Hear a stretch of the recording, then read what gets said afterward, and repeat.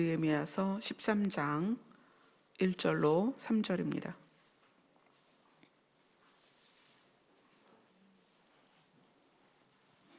원래 계획된 것은 느헤미야서 이제 12장에 나오는 노래하는 자들에 대한 이야기인데, 이거는 주일날 우리 마하나임 세미나를 통해서 이 노래하는 자들에 대한 하나님의 구분과 그리고 그들을 향한 하나님의 원하심, 이런 거를 나누려고, 그거는 주일날 이제 우리 마하나임과 나눌 거예요. 그래서 오늘 말씀은 느헤미야 13장 1절로 3절로 본문을 보도록 하겠습니다. 느헤미야 13장 1절로 3절 같이 읽습니다. 시작. 그날 모세의 책을 낭독하여 백성에게 들렸는데 그 책에 기록하기를 암몬 사람과 모압 사람은 영원히 하나님의 회중에 들어오지 못하리니 이는 그들이 양식과 물로 이스라엘 자손을 영접하지 아니하고 도리어 발람에게 뇌물을 주어 저주하게 하였음이라. 그러나 우리 하나님이 그 저주를 돌이켜 복이 되게 하셨다 하였는지라. 백성이 이 율법을 듣고 곧 섞인 무리를 이스라엘 가운데에서 모두 분리하였느니라. 아멘. 자, 느헤미야서의 특징은 에스라서를 통해서 성전이 완공되는 그 과정을 보여줬다면, 느헤미야는 성벽을 중건하는 내용이다. 성전은 하나님과 나와의 관계를 말하는 거예요. 성벽은 하나님과 나와의 관계를 유지시켜서, 그래서 뭐라고 말하냐면, 예수 그리스도를 믿어서 너희가 구원을 받았다면 어떻게 해라? 구원을 이루어 가라. 그죠? 구원을 이루어 가는 것은 우리에 대한 명령입니다. 구원을 받는 것은 은혜예요. 아시죠? 구원은 우리가 우리의 노력으로 절대 받을 수 없습니다. 구원을 받는 건 은혜입니다. 그러나 구원을 받은 사람이 받은 구원이 실현되는 날까지 구원을 이루어 가는 건 명령이에요. 너희가 구원을 이루어 가야 된다. 그래서 성벽이 중건된다는 것은 무슨 내용이다? 우리의 높은 차원의 마음, 높은 차원의 가치관, 이것이다. 그래서 성벽을 통해서 우리의 믿음의, 하나님과 나와의 믿음의 장소인 성전을 지켜내야 된다.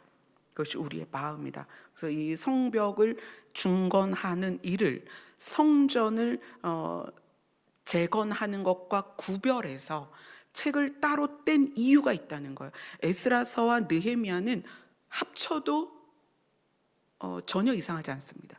같은 시대에 있었기 때문에. 그래서 우리가 느헤미야 읽을 때 에스라가 율법책을 낭독하는 그런 부분들을 봤잖아요. 그래서 에스라나 느헤미야는 분리하지 않아도 되는 책이지만 우리에게 있어서 너무나 그 의미가 중요하기 때문에 에스라서라는 책을 따로, 느헤미야라는 책을 따로 떼어서 우리에게 알려주고 있다. 그러면 느헤미야서의 마지막 장은 과연 우리에게 무엇을 말하고 있는가? 느헤미야서 13장 1절은 이렇게 이야기합니다. 그날 모세의 책을 낭독하여 백성에게 들려줬다는 거죠. 그 책에 기록하기를, 모세의 율법책에 기록하기를, 암몬 사람과 모압 사람은 영원히 하나님의 총회에 들어오지 못하리니, 왜냐하면이라고 나와요. 왜냐하면 그들이 양식과 물로 이스라엘 자손을 영접하지 아니하고 도리어 발람이라는 사람에게 뇌물을 주어서, 이 발람은 하나님의 말씀을 듣는 사람이에요. 그러니까 발람에게 뇌물을 주어서 이스라엘을 저주하게 하였습니다. 그러나 하나님이, 여기서 우리 하나님이 그러죠. 이스라엘 백성의 하나님이, 우리의 하나님이 그 저주를 돌이켜 복이 되게 하셨다. 자, 이 내용은 이제 몇 가지를 이제 나눠서 알아볼게요. 암몬 사람과 모압 사람은 왜 영원히 하나님의 총회에 들어오지 못했는가? 자, 창세기 19장으로 갑니다.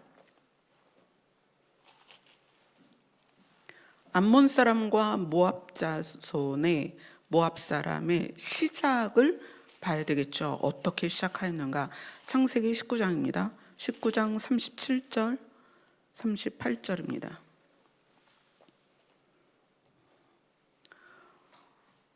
창세기 19장 36절부터 읽을게요. 36절부터 38절 같이 읽습니다. 시작. 롯의 두 딸이 아버지로 말미암아 임신하고 큰 딸은 아들을 낳아 이름을 모압이라 하였으니 오늘날 모압의 조상이요 작은 딸도 아들을 낳아 이를 베남이라 하였으니 오늘날 암몬 자손의 조상이었다. 자, 모압과 암몬 자손이 이스라엘 총회에 영원히 들어오지 못할 거다 그랬는데, 모압과 암몬이 어떻게 출발을 했는가? 소돔과 고모라에서 탈출한 롯과 두 딸이 있었어요. 엄마는 소금 기둥이 되고 롯과 두 딸이 탈출했어요. 탈출했는데 이 두 딸이 생각하기를, 야, 우리가 이 세상의 도리를 따라, 그러니까 지금 이렇게 소돔과 고모라가 완전히 하나님의 심판을 받아서 모두가 죽었으니 우리는 우리의 후손을 남길 방법이 없다. 그러니까 무슨 생각이냐면, 이 두 딸 입장에서 하나님이 심판 가운데 건지셨다는 거에 무게를 두는 게 아니라 우리만 살아남았다는 거에 무게를 둔 거예요. 자, 하나님이 우리를 건지셨다, 심판에서 우리를 살려주셨다라는 거에 무게를 둔다면 후손을 이어가는 것조차도 하나님께 맡기면 되죠. 그죠? 왜냐하면 이스라엘 자손이 소돔과 고모라에서 다 죽은 게 아니잖아요. 그죠? 이미 그 소돔과 고모라 밖에 아브라함과 아브라함의 자손들이 살고 있었어요. 그러면 이 롯의 딸들이 하나님이 소돔과 고모라에서 롯과 자신들을 살렸다는 거에 무게를 두면, 그러면 우리로서 자손을 이어가도록 하나님이 우리를 도우실 것이다 라는 믿음으로 갔어야 되는데 방법으로 가는 거예요. 이 동굴 안에 아버지와 우리 둘밖에 없어. 그런데 우리가 후손을 이을 수 있는 방법은 아버지를 통하여 후손을 잇는 거야. 이건 정말 말도 안 되는 생각인데 롯의 딸들은 그렇게 생각을 했다는 거예요. 자, 이거는 무슨 의미냐면, 소돔과 고모라에서 탈출은 했지만 사고방식은 그 사고방식이라는 거예요.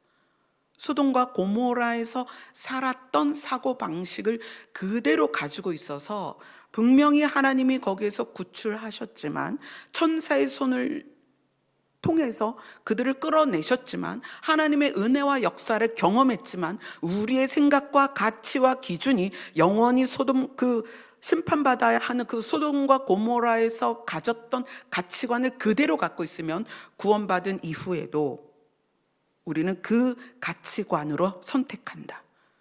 무서운 얘기예요. 우리는 그럴 것 같잖아요. 야, 우리가 하나님께서 은혜를 베푸셔서 소돔과 고모라 같은 이 세상에서 우리를 건져주시면 우리는 정말 하나님만 할렐루야 그럴 것 같죠. 사실 여기 예배드리는 우리 모두는 소돔과 고모라 같은 곳에서 구출을 받았습니다. 그런데 우리의 사고방식은 여전히 소돔과 고모라의 사고방식을 가지고 있다는 거예요. 그래서 우리 삶 가운데 수많은 선택, 화와 복이 너희 앞에 있으니 어떻게 해라? 선택해라. 화를 선택하면 화에 의한 보응이 있을 것이고, 복을 선택하면 그것에 의한 축복이 하나님으로부터 있을 것이다. 근데 우리는 우리의 사고방식이 여전히 소돔과 고모라에 속해 있기 때문에 롯의 두 딸이 그래서 그곳에서 선택한 너무나 세상적인 방법으로 자손을 이으려는 욕심 때문에 모압 자손과 암몬 자손의 조상이 이날 태어났다는 거예요. 너무 안타깝죠. 그래서 신명기로 가겠습니다. 창세기, 출애굽기, 레위기, 민수기, 신명기. 그죠? 신명기 23장으로 갑니다.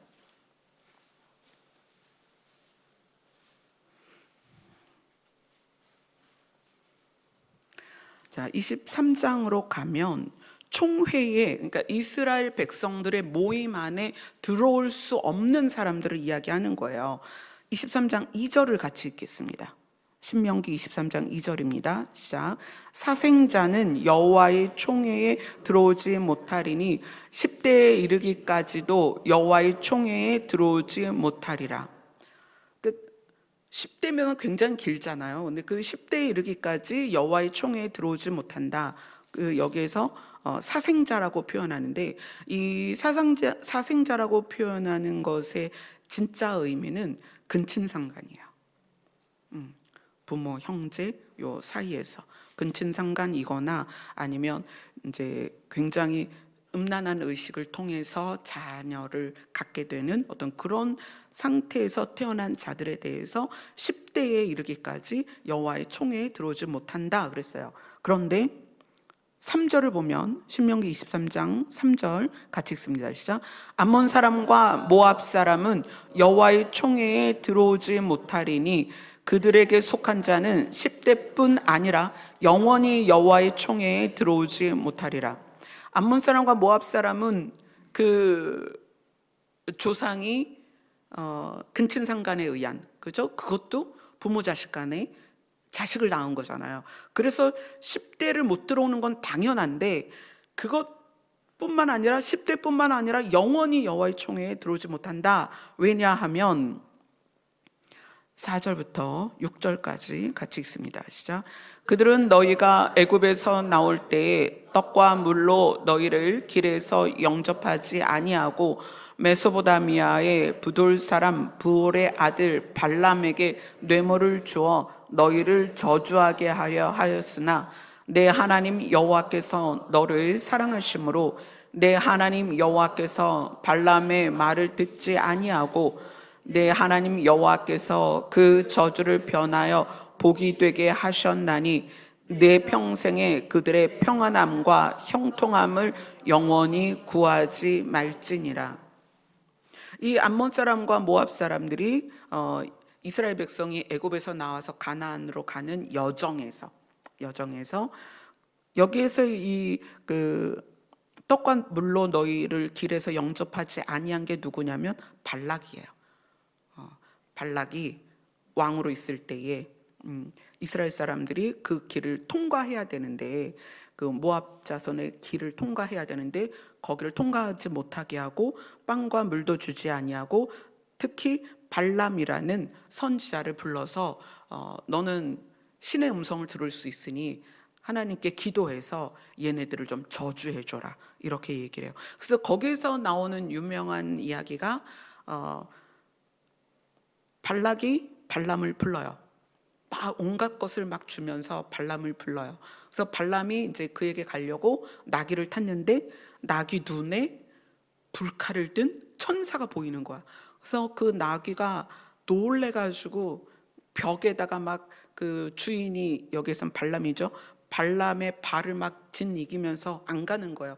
그러니까 발람이 화가 나가지고 회초리로 3대를 때렸어요. 그랬더니 열받은 나귀가 말을 하는 거야.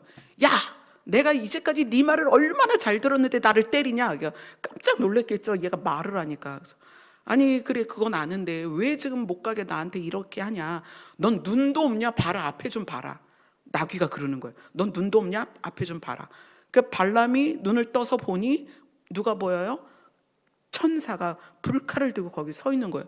너 발락에게 가지 마. 너 지금 이스라엘을 저주하러 가야 되는데 너 그걸 가지 마. 넌 하나님의 말씀만 들어. 그래서 발람이 그 길에서 돌아간 게 아니라 내가 하나님의 말씀만 듣겠습니다 라고 기도를 했더니 그 천사가 길을 내줘요. 너 그럼 발락에게 가라. 발락에게 가서 그의 말을 듣지 말고 하나님의 말씀을 들어라.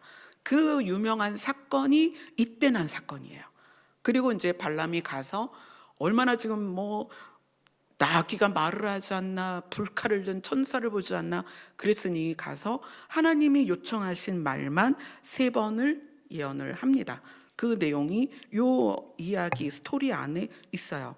그래서 여호와께서 이제 그 발람에게 하신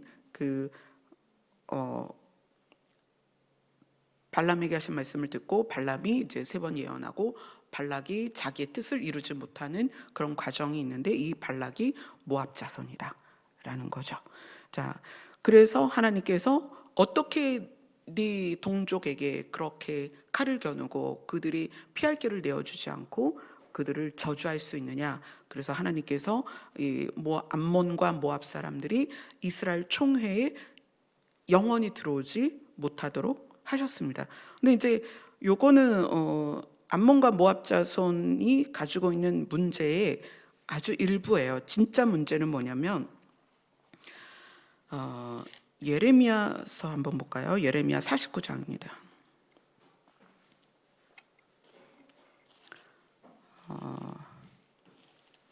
구약성경 1129, 1130쪽. 예레미야 49장 3절을 같이 읽겠습니다. 49장 3절 같이 읽습니다. 시작. 헤스보나 슬피 울지어다. 아이가 황폐하였도다. 너희 라빠의 아들 울부짖을지어다. 굵은 배를 감고 애통하며 울타리 가운데서 허둥지둥할지어다. 말감과 그 제사장들과 그 고관들이 다 사로잡혀. 자, 여기서의 내용은 뭐냐면 49장 1절이 암몬 자손에 대한 내용이잖아요. 암몬 자손과 모압 자손이 그 이종사촌간이죠. 그러니까 암몬 자손과 모압 족속은 굉장히 가까워요. 암몬 족속과 모압 족속이 섬기던 국가 신이 있었어요. 그들은 하나님을 섬기지 않고 그들이 섬기는 국가 신이 있었는데 그 신이 뭐냐면 말감이에요. 그래서 3절에 보면 말감과 그 제사장들과 쭉 나오죠. 이 말감은 뜻이 뭐냐면 그들의 왕이다라는 표현이에요. 그래서 이 암몬 족속과 모압 족속은 자기들의 왕을 말감이라고 부르기도 했어요.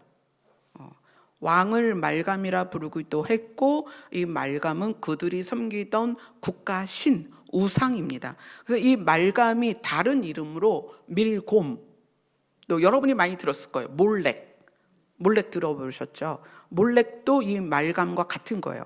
말감, 밀곰, 몰렉.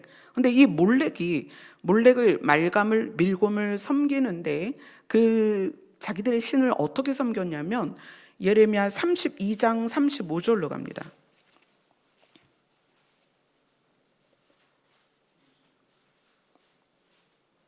32장 35절 같이 읽습니다. 1105페이지입니다. 32장 35절 같이 읽습니다. 시작. 흰놈의 아들의 골짜기에 바알의 신당을 건축하였으며 자기들의 아들들과 딸들을 몰렉 앞으로 지나가게 하였느니라. 그들이 이러한 가증한 일을 행하여 유다로 범죄하게 한 것은 내가 명령한 것도 아니요 내 마음에 둔 것도 아니며. 몰렉에게 지나가게 했다라는 것은 어떤 거냐면 자기 신, 그러니까 말감, 밀곰, 몰렉이라 불리는 자기 신들을 섬기는데 제사를 지내는데 불로 제물을 태운단 말이에요. 근데 불로 제물을 태울 때 정말 간절한 소원을 비를 때는 자기 자식을 태웠다는 거예요. 인신제사라고 하죠. 이게 너무 악하기 때문에 하나님께서 그것에 대하여 이 모압 자손과 암몬 자손에 대한 하나님의 심판이 늘 성경에서 예고되어 있었습니다. 그러니까 자기 자녀를 불태울 정도로 뭐냐면 십계명에 보면 너를 위하여 우상을 섬기지 마라. 우상을 만들지도 마라. 이렇게 얘기해요. 너를 위하여. 그러니까 사람이 자기를 위하여 자기의 욕심을 위하여 자기 자식도 불에 태울 정도로 자기의 욕심에 이끌려 사는 것이 사람이다. 근데 특히 이 말감, 밀곰, 몰렉을 섬기던 사람들은 자기 자식을 내어줄 정도로 자기 욕심에 진짜 이성과 눈이 멀었던 사람들이다. 자, 비교해 본다면 하나님은 하나님을 위하여가 아니고 죄인인 우리를 위하여 자기 아들을 희생시키셨어요.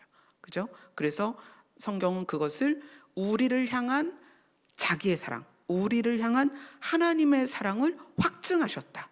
그러니까 우리가 아직도 죄인일 때, 아직도 여전히 거룩하게 살 능력이 없을 때, 하나님은 우리를 살리기 위해서 자기 아들을 희생시켰어요. 그런데 말감, 멜곰, 몰렉이라는 우상을 섬기던 암몬 족속과 모압 족속은 자기를 위해 자기 자식을 불태워 인신제사를 드렸다는 거예요. 그러니까 자기 사랑이 얼마나 큰 거예요. 그러니까 자기 사랑이 크면 클수록 하나님과는 반대된다. 뭐가 반대되는 거예요? 성품이 다르다는 거예요. 성품이. 이건 방식의 차원이 아니에요. 하나님은 자기 자식을 드렸는데 사람도 자기 자식을 신에게 드리는 거예요. 그런데 이 방식의 문제를 지금 말하는 게 아니고 누구를 위하여냐는 거예요. 하나님은 우리를 위하여. 이 암몬 족속과 모압 족속은 자기를 위하여 자식을 내어줬다는 거예요. 이것이 가치관과 마음의 차이다. 그래서 우리가 하나님을 믿는다는 것은 나를 위하여 살던 내가 타인을 위하여 사는 사람으로 반드시 바뀌어야 됩니다. 구원을 받았다면 구원을 이루는 과정에서 반드시 드러나야 되는 게 뭐냐면 나를 위하여 살던 내가, 내 감정이 중요했던 내가, 내 이익이 중요했던 내가, 이것이 방향이 바뀌어서 하나님의 방식을 살게 돼요. 그래서 어떻게? 타인을 위하여, 다른 사람을 위하여, 내 자녀를 위하여, 공동체를 위하여 그렇게 바뀐다는 거예요. 이 가치관의 변화를 위해서 지금 우리가 느헤미야를 읽고 있는 거예요. 느헤미야는 높은 가치의 마음이다. 높은 가치, 그러니까 우리가 일상적으로 가지고 왔던 가치가 아니라 높은 차원의 가치. 누구의 차원이에요? 장성한, 그러니까 그리스도만큼 장성한 가치. 그렇게 우리는 반드시 바뀌어야 됩니다. 가치가 바뀌면 삶이 바뀝니다. 아멘. 자, 그래서 암몬 족속, 모압 족속은 우리가 읽은 느헤미야에서 하나님께서 정하셨습니다. 그들은 하나님의 총회에 들어오지 못하리니. 근데 예외는 있었어요. 여러분이 잘 알고 있는 룻이라는 여인은 모압 여인이었습니다. 그 모압 여인 룻이 시어머니 나오미를 잘 섬기고, 시어머니 나오미를 잘 섬기는데 그것의 기반이 뭐냐면 시어머니가 믿던 하나님을 나의 하나님으로 믿기 시작했기 때문에 나의 하나님으로 받아들인 모압 여인 룻이 시어머니와 함께 시어머니의 땅으로 돌아갑니다. 그죠? 모압 땅에서 시어머니의 땅으로 돌아가요. 그래서 거기서 누구를 만나요? 보아스를 만나고. 그래서 이 룻이 어떻게 되죠? 다윗의 증조모가 되죠. 이런 역사는 어떤 거냐면 이미 모압 암몬 족속과 모압 족속에 대하여 여호와의 총회에 들어올 수 없다라는 규정은 있지만 이 규정 안에서 개인의 노력, 왜냐하면 선택은 내 몫이니까. 자, 암몬 족속, 모압 족속이라고 말하는 것은 그들의 영적인 흐름이에요. 가치관의 흐름입니다. 삶의 흐름이에요. 나를 위해서 내 자식도 죽여버리는, 나를 위해서 내가 소원하는 것을 신에게 요청하기 위해서 내 자식도 불에 살라버리는 그런 이기적이고 자기 만족을 위하여 사는 그 흐름 안에서 룻은 하나님을 선택했다는 거예요. 그래서 그가 다윗의 증조모가 되죠. 그러니까 우리가 어디에서 태어났는가, 어느 나라 사람인가, 어느 집안인가, 부모가 누구인가, 이거보다 내가 무엇을 선택하느냐는 굉장히 중요한 거예요. 그래서 그 흐름을 거스를 수 있는 거, 이게 용기예요, 여러분. 우리의 마음이 저도 이제 내년에 나이가 이제 59가 되죠. 그 후년에 앞자리가 바뀌어요. 왜 이렇게 세월이 빠른지 모르겠어요. 그러면 그 기간만큼 저에게도 자리 잡은 가치관이 있을 거 아니에요. 그래서 우리는 나에게 자리 잡은 가치관으로 사는 게 편해요. 내가 생각하는 방식, 내가 하고 싶은 대로 사는 게 편하다. 그러나 편한 걸 추구하는 것이 아니라 하나님이 가지고 계시는 하나님의 성품과 하나님이 원래 우리에게 주셨던 하나님의 형상과 모양을 늘 고민하면서 나를 트는 거거든요. 이게 트는 게 너무 힘들어요. 그런데 틀어 가야 됩니다. 너희가 구원을 받았다면 구원을 이루어라. 은혜로 구원받았다면 이제 내 노력은 이루는 과정에서 반드시 나타나야 돼. 그래서 그것에 대해서 네가 가지고 있는 가치관을 틀을 때에는 피가 날 수도 있다. 피 흘리기까지. 그 하나님과 역행된 가치관은 죄거든요. 그러니까 그것에 대해서 계속 이야기를 하죠. 피 흘리기까지 죄와 싸워야 된다. 그래서 암몬 사람과 모압 사람이 영원히 하나님의 총회에 들어가지 못하지만 예외적으로 룻같이 자기의 흐름을 틀어서 남편도 없고 다른 동서들 다 떠났는데도 불구하고 홀 시어머니를 쫓아간다는 게 여러분 제정신이에요? 여러분 여기 다 며느리잖아요. 생각해 보세요. 남편도 안 계셔. 저는 이제 남편 돌아가시기 전에 이제 시어머니께서 먼저 돌아가셨으니까 이 룻과 같은 고민을 할 필요가 없었는데, 만약에 남편 돌아가시고 시어머니가 계셔요. 근데 그 시어머니가 예를 들어서 야, 너 남편은 없지만 나랑 살래? 그랬을 때 나는 얼마나 고민을 했겠어요. 그죠? 우리가 가지고 있는 가치관을 틀어서 바른 가치관으로 나아가는 건 굉장히 어렵습니다. 그래서 느헤미야 13장은 너희가 가지고 있는 가치관이 높은 차원의 가치관과 높은 차원의, 그것을 이제 성경은 진리라고 말하는 거예요. 진리에 너를 맞춰가라. 성벽은 그거다.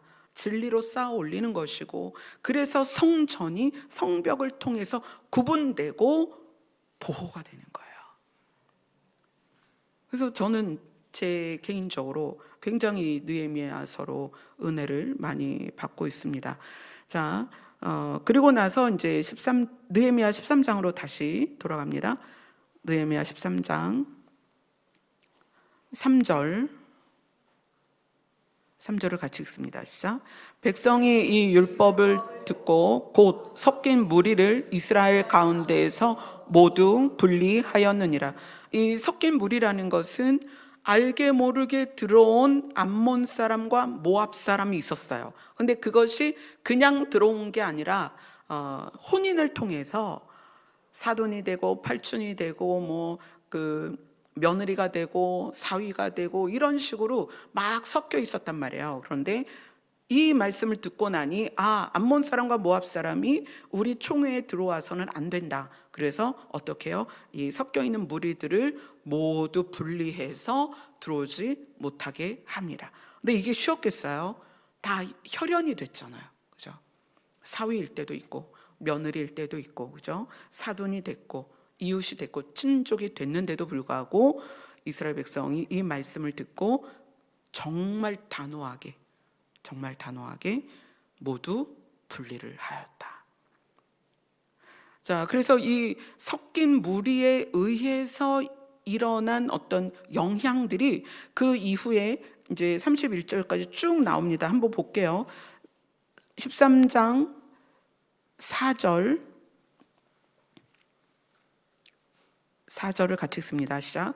이전에 우리 하나님의 전에 방을 맡은 제사장 엘리야십이 도비야와 연락이 있었으므로, 자, 이 제사장 엘리야십은 다른 데서 보면은 대제사장이다 이렇게 표현을 하고 있는데, 이 엘리야십이 도비야와 연락이 있었다. 도비야와 친밀했다 이거예요. 도비야와 친밀했는데 이 도비야를 위해서 무엇을 했냐면 5절을 같이 읽습니다. 시작. 도비야를 위하여 한 큰 방을 만들었으니 그 방은 원래 소재물과 유향과 그릇과 또 레위 사람들과 노래하는 자들과 문지기들에게 11조로 주는 곡물과 새 포도주와 기름과 또 제사장에게 두는 곳이라. 이 엘리야십이라는 제사장이 도비야와 친밀해지고 나니 도비야를 위하여 큰 방을 만들었는데, 그 방은 원래 소재물, 유향과 그릇, 또 레위 사람 노래하는 사람들과 문지기들에게 11조로 주는 곡물과 새 포도주와 기름과 제사장들에게 주는 거제물을 두는 곳이었다는 거예요. 성전의 제사를 위하여, 성전이 그 일을 감당하기 위하여 반드시 필요한 방이었는데, 그 방을 도비야에게 내줬다 이거예요. 굉장히 충격적이죠. 자, 7절을 읽습니다. 시작. 예루살렘에 이르러서야 엘리야십이 도비야를 위하여 하나님의 전 뜰에 방을 만든 악한 일을 안지라. 하나님의 전 뜰에, 하나님의 전을 위하여 있어야 되는 그 장소에 도비야라는 사람을 위하여 방을 만들어줬다는 거예요. 그래서 8절 9절 같이 읽습니다. 시작. 내가 심히 근심하여 도비야의 세간을 그 방 밖으로 다 내어 던지고 명령하여 그 방을 정결하게 하고 하나님의 전의 그릇과 소재물과 유향을 다시 그리로 들여 놓았느니라. 자, 여러분, 도비야가 어떤 사람인지 아세요? 이 느헤미야서에 도비야라는 사람의 이름이 열 몇 번 나오거든요. 이 도비야라는 사람이 어떤 사람이냐면, 느헤미야 여러 장이 나오는데 일단 6장을 갈게요. 느헤미야 6장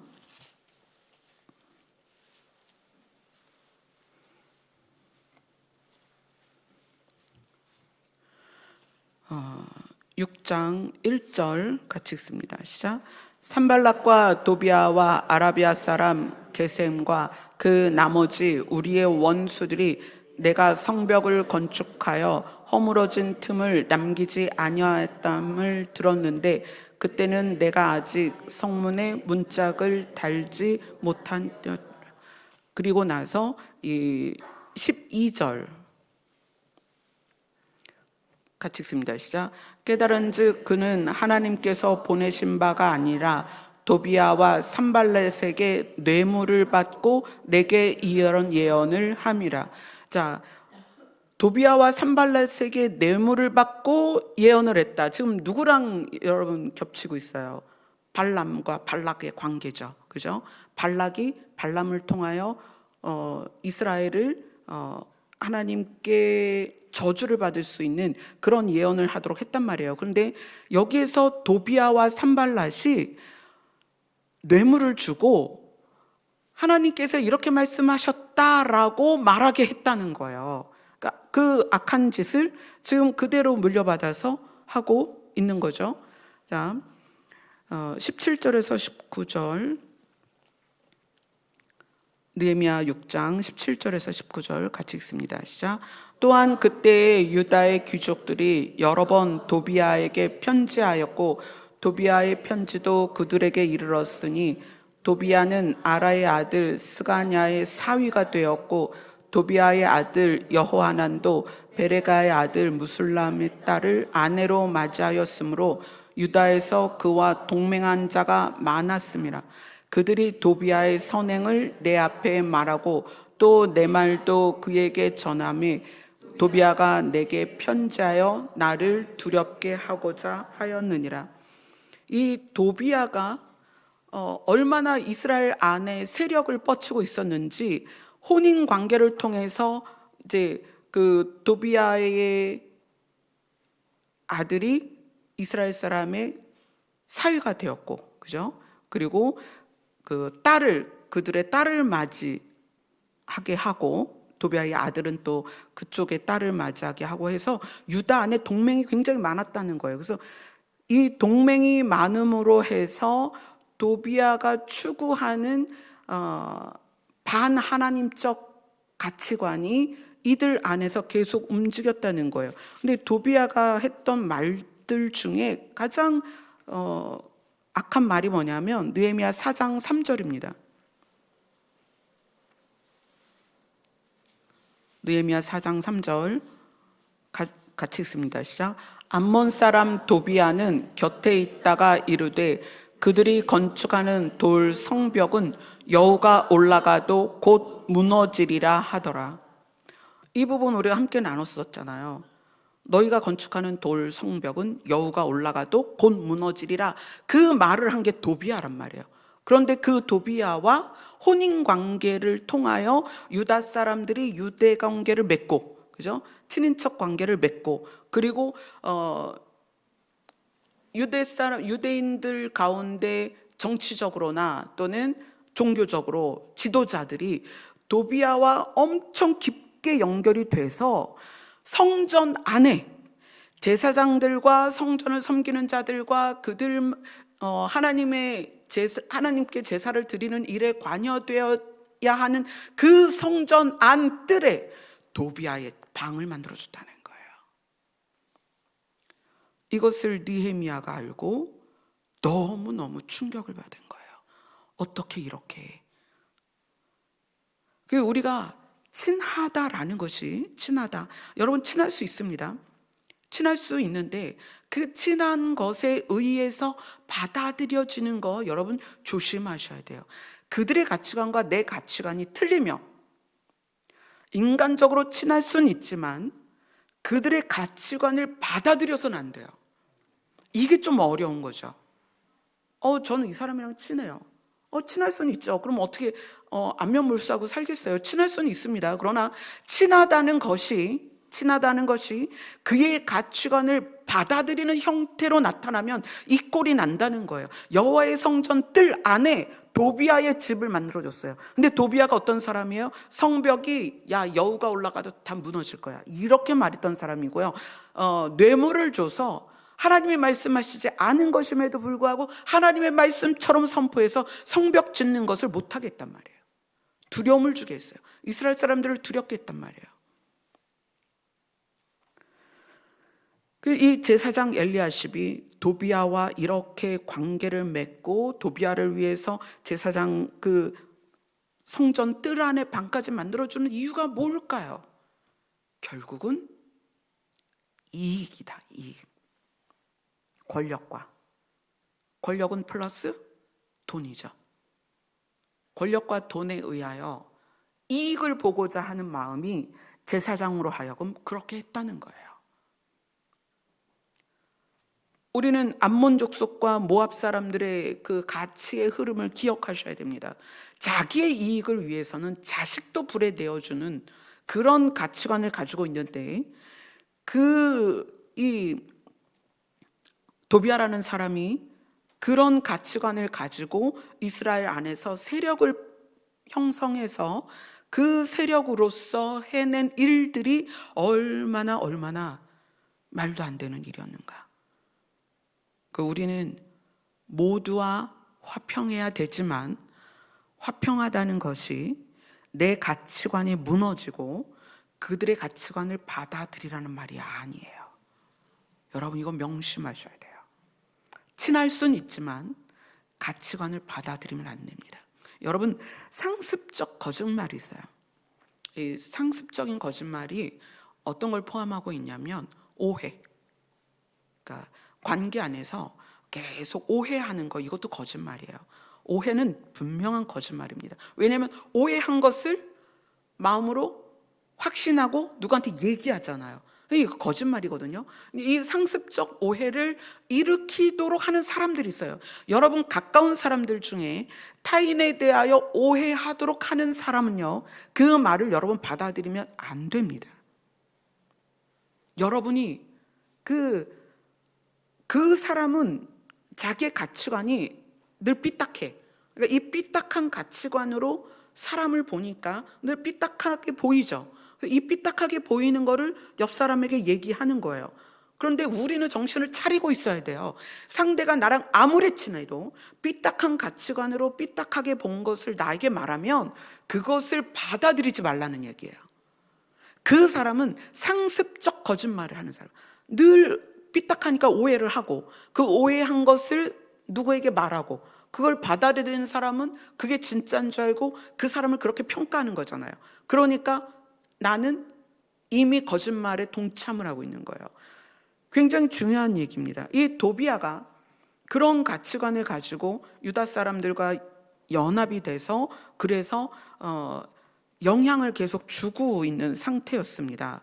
자, 그 다음에 그래서 이제 느헤미야가 그것을 회복하는 과정이 이제 9절에 나오는 거예요. 명령을 해서 그 방을 정결하게 하고 하나님의 전의 그릇과 소재물과 유향을 다시 그리로 들여놓았다. 자, 그 다음에 이제 10절에 보면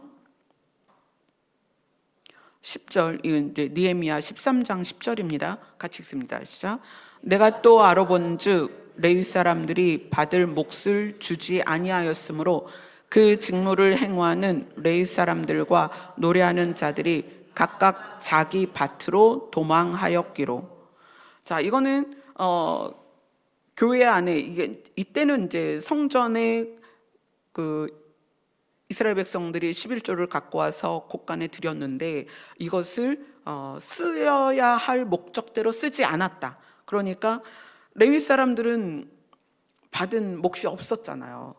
그런데 성전에서 주지 않으니 어떻게 해요? 먹고 살기 위해서 다시 뭔가를 일을 해서 먹고 살기 위해 밖으로 나갔다는 거예요.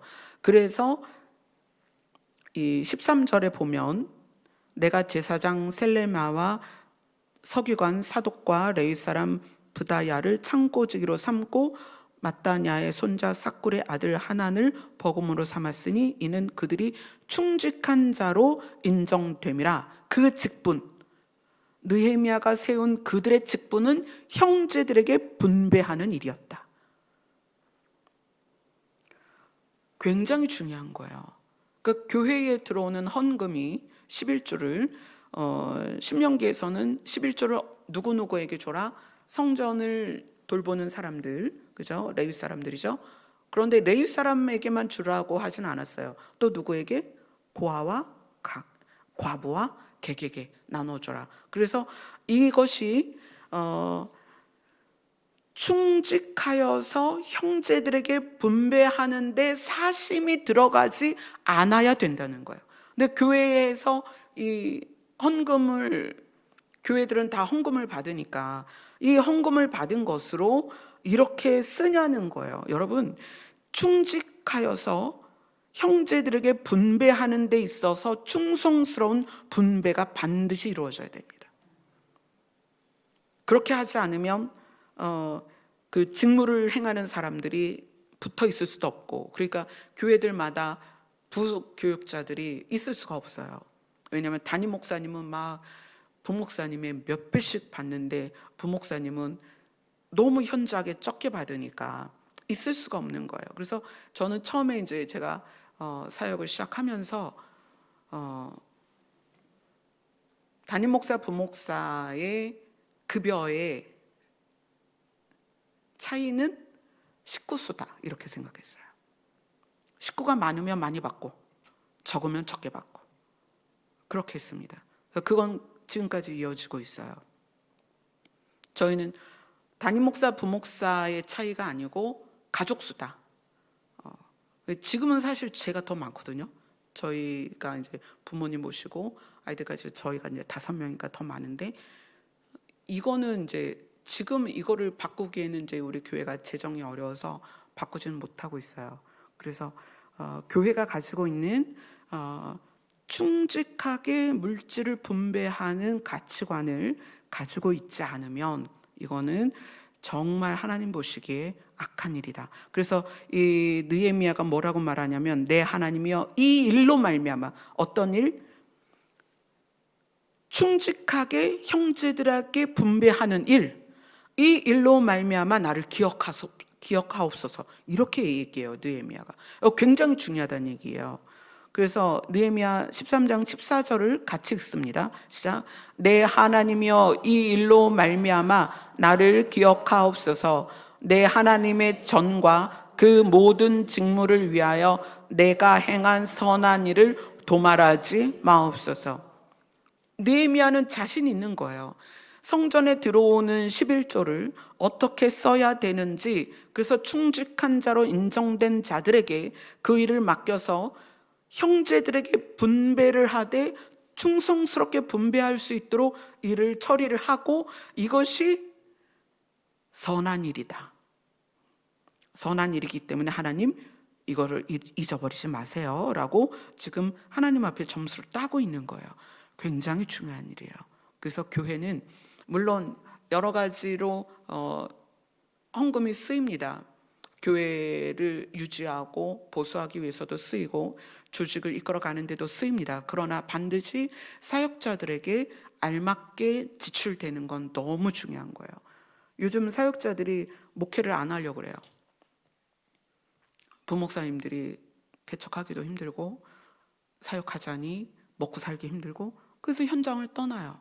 안 그러면은 자녀를 키울 수가 없으니까. 그래서 이런 부분에서 물론 우리 교회도 그렇게 넉넉한 교회는 아닙니다. 그래서 이렇게 쪼개 돕고 선교하고 나누고 있지만 충직하지 않으면 안 돼요. 물질을 사용하는 데 있어서. 여러분, 이거는 하나님이 보고 계세요. 예. 그래서 교회가 이 부분에 대해서 정말 충성스러워야 됩니다. 자, 15절을 보겠습니다. 느헤미야 13장 15절 같이 읽습니다. 시작. 그때 내가 본즉 유다에서 어떤 사람이 안식일에 술틀을 밟고 곡식단을 나귀에 실어 운반하며 포도주와 포도와 무화과와 여러 짐을 안식일에 예루살렘에 들어와서 음식물을 팔기로 그날에 내가 경계하고. 이 느헤미야가 보니 안식일에 술틀을 밟고 곡식단을 나누어 운반하고 막 이렇게 하는데 그 이유가 뭐냐면 음식을 팔기 위해서예요. 그러니까 안식일에 사람들이 모이니까, 와, 안식일에 사람 많이 오니까 우리가 음식을 팔면 돈이 좀 남겠다. 그래서 음식을 파는 거예요. 그리고 예루살렘에 살면서 물고기와 각종 물건을 갖다가 안식일에 예루살렘에서도 유다 자손에게 팔고 있습니다. 이게 지금 16절에 그렇게 나와요. 그래서 이 느헤미야가 그들을 향해서 뭐라고 말하냐면, 어찌 이 악을 행하여 안식일을 범하느냐라고 이야기를 해요. 그래서 그렇게 하지 못하도록 하고 22절에 보면 22절을 같이 읽습니다. 시작. 내가 또 레위 사람들에게 몸을 정결하게 하고 와서 성문을 지켜서 안식일을 거룩하게 하라 하였느니라. 내 하나님이여, 나를 위하여 이 일도 기억하시옵고 주의 크신 은혜대로 나를 아끼시옵소서. 안식일을 거룩하게 하라. 그리고 음식 파는 자들을 다 못 팔게 하고 아예 성 밖에, 예루살렘 성 밖에서 자고 안식일날 물건 팔려고 준비했던 사람들도 다시는 못 오겠습니다. 이 장면이 예수님께서 성전을 정화하셨던, 예루살렘 성전에서 성전을 정화하셨던 사건이랑 오버랩이 되죠. 자, 여러분, 안식일, 그러니까 십계명에도 너희는 안식일을 거룩하게 지켜라 그랬습니다. 예수님은 나 자신이 안식일의 주인이다라고 얘기를 해요. 안식일의 주인이신 예수님과 안식일을 거룩하게 지키는 우리의 입장에서 과연 이게 어떤 의미일까? 천지를 창조하셨습니다. 천지를 창조하신 것이 무엇이다? 사람을 향한 하나님의 진심이었다. 그래서 마지막 날에 사람까지 만들었는데 어떻게 기뻐하셨냐면 정말 크게 기뻐하셨습니다. 그리고 안식일은 쉬셨는데 그 안식일이 7일 동안 창조하시면서 너무 피곤해갖고 쉬셨다가 아니라 창조된 그 모든 만물을, 사람을 포함하여 하나님이 보시며 즐거워하셨습니다. 그리고 하나님은 어떤 생각을 하셨을까요? 만물을 보시면서 내 것이다. 만물을 보시면서. 그럼 내 것이다에는 뭐가 포함이 되죠? 내가 돌볼 것이다. 내가 너희를 사랑한다. 내가 너희를 기뻐한다. 내가 이렇게 만들어놨는데 내가 오늘 쉬면서 내가 너희들을 즐거워한다. 여러분, 안식일은 놀라운 날입니다. 하나님께서 우리를 기뻐하시는 날이고 우리를 즐거워하는 날이에요. 그래서 너희들은, 느헤미야가 뭐라고 얘기해요? 안식일날 너희 울지도 말고 통곡하지도 말고 어떻게 해라? 기쁘고 즐거워해라. 여러분, 안식일날, 주일날 뭐를 봐야 되냐면 우리를 기뻐하시는 그분을 봐야 돼요. 그게 믿음의 우리의 시작입니다. 아, 하나님이 우리를 기뻐하시는구나. 안식일의 주인 되시는 예수님이 우리를 기뻐하시는구나. 그것에 의해서 우리의 믿음이 성장하는 거예요. 아, 그분이 우리를 기뻐하시는구나. 그래서 안식일을 거룩하게 지키라는 것은 7일 동안은 사실 우리가 우리를 위해서 살잖아요. 뭐 일도 나갈 수 있고 뭐 집안일도 하고 학생들은 공부를 하고 왜 공부해요? 열심히 공부해서 좋은 잡을 얻어서 또 먹고 살려고 열심히 공부를 해요. 그런데 주일날 딱 주님 앞에 갔을 때 주님을 보면서 무슨 생각을 하느냐? 주님이 나를 사랑하시지. 하나님이 나를 사랑하시지. 내가 7일 동안 열심히 일을 해봐도 모아봐도 열심히 해봐도 내가 할 수 있는 건 한계가 있고 부족하고 실수도 많고 넘어질 수밖에 없고 진짜 뒤통수 치는 애들도 많고 사기꾼도 많아. 또 오해하는 사람도 많고 욕도 뒤지게 처먹고 이러는데 주일날 주를 향해 얼굴을 들고 그분을 바라봤더니 그분은 나를 사랑하신다는 거예요. 아멘. 주일은 그런 날입니다. 우리가 그분을 향하는 날이에요. 그분이 어떻게 우리를 바라보시느냐? 창조하시고 하나님은 우리를 향해서 크게 기뻐하시고 그 안식일 날 아버지는 내가 책임질게. 내가 너를 도와줄 거야. 내가 너를 사랑해. 내가 너와 함께 할 거야. 하나님의 고백은요, 그렇게 시작이 됩니다. 예수님의 고백이 뭐예요? 나는 선한 목자야. 나는 포도나무야. 너희들이 나한테 붙어 있기만 하면 돼. 내가 먹여 살릴게. 내가 너를 살려줄게. 그게 예수님입니다. 안식일의 주인 되시는 예수님은요, 우리를 향해서 내가 너를 살려줄게. 그래서 우리가 주일날 예배를 드리러 오면 기뻐하고 즐거워하는 거예요. 그분을 만나기 때문에. 그것이 우리의 믿음의 시작이고요. 믿음의 걸음을 걸을 수 있는 이유이고 믿음의 걸음을 걷는 우리의 무릎에 허리에 힘이 들어가는 이유라는 거예요. 그래서 그것을 회복하는 먹고 살기에 바쁜 유다의 어떤 사람들이 안식일 날 술틀을 밟고 음식을 만들어서 그것을 이동시켜서 안식일을 지키러 오는 사람들한테 100원 받고 팔고 1,000원을 받고 팔고 야 그러면은 순수익이 얼마야? 이러고 있는 그들에게 느헤미야가 이야기하는 거예요. 안식일을 거룩하게 하라. 하나님을 욕보이지 마라. 하나님 너희를 책임지는 분이다. 오직 그분을 예배해라. 하나님이 쉬셨으니까 너희도 쉬어라. 그 개념이 아니에요. 너희들이 할 몫을 열심히 하지만 그것이 완전하니 완전하지 않아. 너희들이 노력하면 성공하니 아니 꼭 그렇지만도 않아. 너희가 머리가 좋으면 다 좋은 대학 가니 그렇지도 않아. 너희를 살리는 건 나다. 주님이 안식일의 주인 되시는 주님이 그 얘기를 하시는 거예요. 그래서 우리가 안식일 날 일주일 동안 처음 왔다가 세상에서 굴르다가 주님 앞에 나오는 거예요. 그래서 내가 가진 것으로 당당하게 살아가는 것이 아니라 주께서 나를 이끄심으로 우리가 당당한 거예요. 세상을 이기는 이김이 주 안에 있습니다. 그게 믿음이에요. 그래서 느헤미야가 그것을 회복하면서 하나님 이 일도 기억해 주세요 라고 이야기를 하는 거예요. 자, 마지막으로 느헤미야 13장 23절 24절 같이 읽습니다. 시작. 그때 내가 또 본즉 유다 사람이 아스돗과 암몬과 모압 여인을 맞아 아내로 삼았는데 그들의 자녀가 아스돗 방언을 절반쯤은 하여도 유다 방언은 못하니 말이 각 족속의 방언이므로. 자, 이거는 이제 언어에 관한 얘기인데 이스라엘 유다 사람들이 이방 여인을 아내로 맞이하는 거예요. 근데 아내를 맞이하다 보니 이제 자녀가 생겼죠. 근데 그 자녀가 다 아스돗 방언을 하거나 또 암몬과 모압 사람들의 말을 하는데 유다 방언을 못한다는 거예요. 왜일까요? 그래서 우리의 말을 모국어다라고 얘기하는 거예요. 모국어, 엄마의 말. 여기 여자분들 계시죠? 엄마의 언어가 자녀들에게 영향을 준다. 엄마의 가치관이 자녀들에게 영향을 줍니다. 그래서 그들의 자녀, 아스돗과 암몬과 모압 여인을 아내로 맞이한 사람들이 자식을 낳고 보니 자식들이 유다 말은 하나도 못하고 죄다 이방 사람 말만 하는 거예요. 우리는 태어나면 어머니의 영향을 받아요.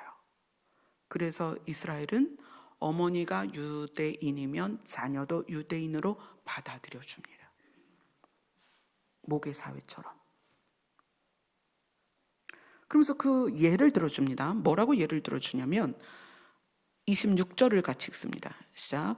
또 이르기를 옛적에 이스라엘 왕 솔로몬이 이 일로 범죄하지 아니하였느냐. 그는 많은 나라 중에 비길 왕이 없이 하나님의 사랑을 입은 자라. 하나님이 그를 왕으로 삼아 온 이스라엘을 다스리게 하였으나 이방 여인이 그를 범죄하게 하였나니. 솔로몬 같은 지혜로운 왕이 어디 있어요? 그런데 그 지혜가 지식과 연결될 때, 그죠? 지식과 연결될 때 이방 여인을 아내로 맞아서 다윗의 믿음이 솔로몬에게서 그 아래로 더 이상 흐르지 못했다는 거예요.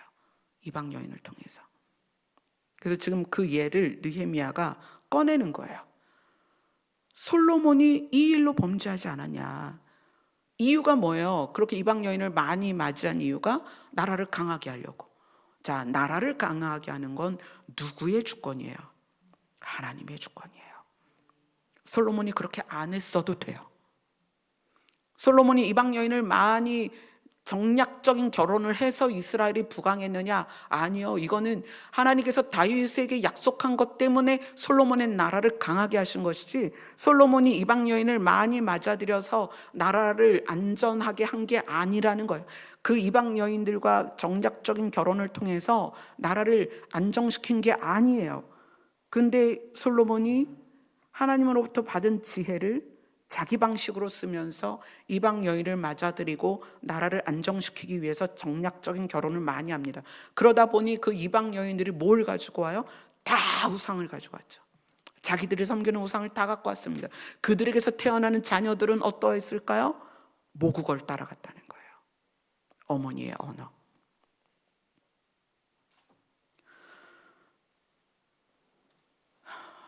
그래서 거기 보면 28절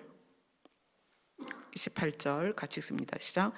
대제사장 엘리야십의 손자 요야다의 아들 하나가 호론 사람 산발랏의 사위가 되었으므로 내가 쫓아내어 나를 떠나게 하였느니라. 여기 지금 대제사장 엘리야십이 나오는데, 이 엘리야십이 4절에도 나왔잖아요. 제사장 엘리야십이 도비야와 관계를 가져서, 관계를 형성해서 친밀해져서 성전 뜰 안에 도비야의 방을 만들어줬단 말이에요. 그 엘리야십이 손자의 아들 하나가 산발랏의 사위였다는 거예요. 산발랏이 뭐한 사람이에요? 성벽을 중건하는 걸 끝끝내 반대하고 방해했던 사람 중에 하나가 산발랏이었다는 거예요. 누구예요? 산발랏과 도비야가 그 일을 주도했다는 거예요. 그런데 그 대제사장이 손자의 아들 하나가 산발랏의 사위가 됐다는 거예요. 우리가 요즘 뭐 누가 누구랑 결혼을 해야 된다, 이 문제로 이걸 이야기하는 게 아니에요. 누구와 결탁하는가, 이걸 보는 거예요. 결탁이 뭐예요? 어떤 결의를 함께 하는 거예요. 그 일을 같이 추진하는 거예요. 그러면 그거는 한 가지 일을 함께 힘을 합치는 거거든요. 우리 교회가 구리에서 여기로 오기 전에 하나님께서 주신 말씀 중에 하나가 뭐였냐면, 분리가 있을 것이다. 분리가. 가정 내에서 순식간에 분리가 있을 것이다. 부모와, 그러니까 이제 부모와 자녀의 분리, 부부의 분리, 형제의 분리, 또 교회 내에서 성도들의 분리가 있을 것이다. 방향이 다른 소가 함께 멍에를 매면 반드시 둘 중에 하나는 힘센 놈이 힘 약한 놈을 끌고 가겠죠. 그죠? 그리고 아니면 방향을 다르게 가려면 멍에를 같이 맸으니까 방향이 다르게 가려면 누구 하나는 찢어져야 되겠죠. 상처가 나겠죠. 마지막 때에 알곡과 가라지를 나누는 거에는 또 기질이 있습니다. 하나님의 기질이에요. 내가 선택해서 룻과 같이 모함 여인이었지만 다윗의 증조모가 되는 선택이 있을 것이며 또 이 대제사장 엘리야십처럼 도비아나 산발랏과 결탁을 하는 사람도 있을 거라는 거예요. 나의 선택이 결과를 만들어내고 그 결과를 우리는 피할 수 없습니다. 그래서 이 느헤미야서가 말하는 높은 차원의 가치를 갖는다는 것, 높은 차원의 마음을 갖는다는 것, 여러분 정말 고민하셔야 됩니다. 지금 여기에서는 이제 실제로 이때 일어났던 일들을 쭉 나열하고 있지만 이것들이 우리에게 주는 것은 너는 누구냐? 너가 누구인데 누구와 함께 가고 있니? 넌 누군데 너 누구랑 힘을 합칠 수 있어? 그건 말도 안 되지. 너 그 사람과 길을 같이 가면 안 돼. 이런 메시지가 지금 계속 반복되고 있는 거예요. 너 누구니? 넌 누군데 그렇게 행동해? 그 행동하면 안 되는 거야. 넌 누구니? 지금 여러분 계속 우리에게 묻는 거예요. 너는 누구니? 너 유대인이잖아. 어떻게 산발락과 같이 할 수 있니? 너 어떻게 도비아와 함께 할 수 있니? 어떻게 그들과 결탁할 수 있니? 어떻게 그들과 결혼할 수가 있니? 어떻게 그들의 언어를 쓸 수가 있니? 어떻게 그들의 방법대로 살 수가 있니? 지금 정체성을 말하는 거예요. 이게 무너지면 성전이 무너집니다. 그래서 느헤미야의 성벽을 중건하는 건 우리에게 너무나 중요한 일이에요. 여러분의 정체성은 반드시 여러분을 이끌어 갑니다. 정체성을 분명히 하세요. 너는 누구냐? 그래서 느헤미야는 이것을 이제 느헤미야의 개혁이다라고 얘기하는데, 느헤미야의 개혁은 뭐냐? 유대인들을 향하여 너는 누구냐? 누구의 백성이냐? 너희의 왕은 누구냐? 너희의 주인은 누구냐? 그러면 어떻게 살아야 되겠느냐? 어떻게 행동해야 되겠느냐? 누구와 결탁을 하겠느냐? 그 결탁의 결과를 봐라. 지금 너희들 뭘 하고 있냐? 그 얘기예요. 오늘이 26년을 맞이하는, 그래서 25년의 마지막 금요일입니다.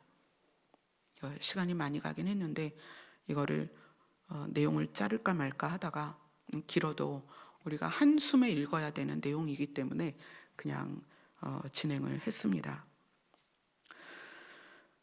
느헤미야는 산발락과 도비아를 가운데 두고 그들과 결탁된 이스라엘 사람들과 또 그것을 분리하고자 하는 느헤미야의 개혁을 우리에게 제시하고 있습니다. 여기서 중요한 건 누구랑 결탁을 하고 어떤 것을 이루어내는지 다 우리의 선택입니다.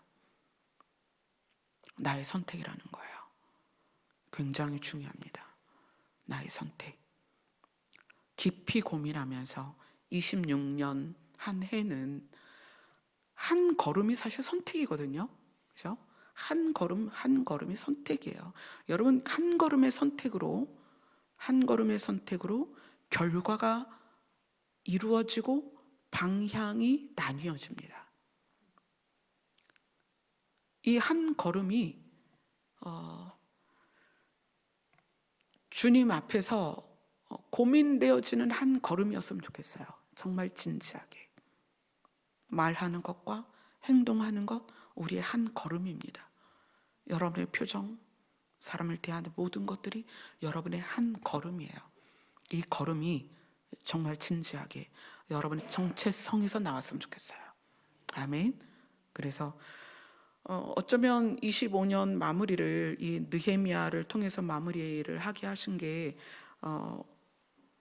저는 굉장히 개인적으로는 의미가 있었고 의미가 있는 마무리였다고 생각해요. 그래서 이 느헤미야의 성벽을 재건하는 것, 그래서 성벽 재건이 며칠 걸렸다고 그랬죠? 52일 걸렸다고 그랬죠. 그래서 1월 5일인가가 52일 되는 날이니 우리 그때 한번 이야기를 다시 해보자, 뭐 그런 얘기를 했었는데, 오늘 제목이 뭐냐면 섞인 무리와 분리예요.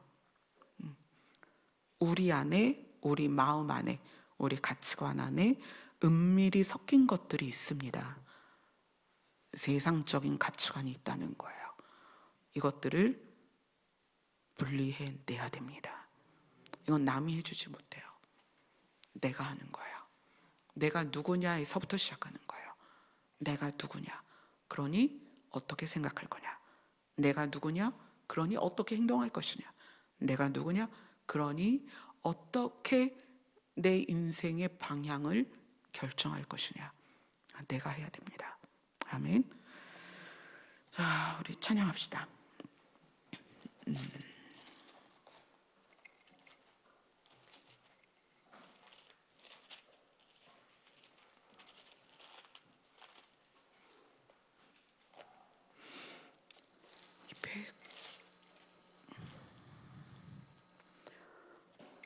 299장입니다.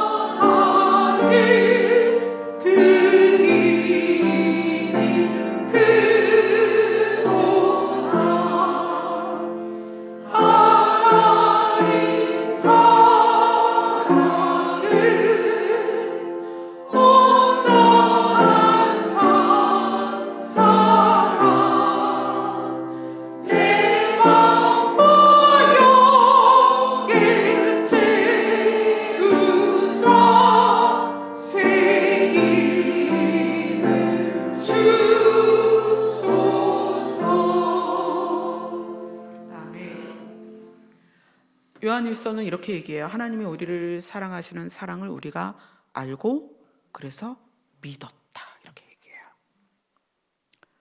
하나님이 우리를 사랑하지 않는다면 우리는 하나님을 믿을 수가 없어요. 그러니까 우리의 믿음의 자람은 뭐 기도를 몇 시간 하고 뭐 이렇게 해서 우리 믿음이 자라는 게 아니에요. 하나님이 나를 사랑하는지를 깨달아야 믿음이 성장해요. 아멘. 그래서 제가 하나님의 사랑을 이야기하는 것이, 어떤 사람들은 아니 왜 목사님은 맨날 사랑 그래요? 여러분, 우리의 믿음은 교회 와서 보내는 시간과 비례하는 게 아니고 하나님이 나를 얼마나 사랑하시는지를 아는 것에서 비례되는 것이 믿음의 크기예요. 하나님의 사랑을 모르니까 우리가 두려운 거거든요. 나 이렇게 잘못했어. 또 나 이게 부족해. 야, 너 그렇게 갖고 하나님이 기뻐하시겠니? 이게 우리의 그동안에 하나님을 향한 태도였다면 우리는 이제 믿음을 바르게 가야 됩니다. 하나님이 우리를 사랑하시는 그 사랑을 알아야 믿음이 생겨요. 아멘. 오늘도 우리에게는 하나님을 향할 수 있는 시간을 주셨습니다. 우리가 이제 12시까지 기도를 할 텐데 하나님께서 여러분을 사랑하신다는 것이 여러분에게 알아졌으면 좋겠습니다. 그것이 세상을 이길, 죄를 이길 믿음의 능력이 될 것입니다. 아멘. 기도하겠습니다.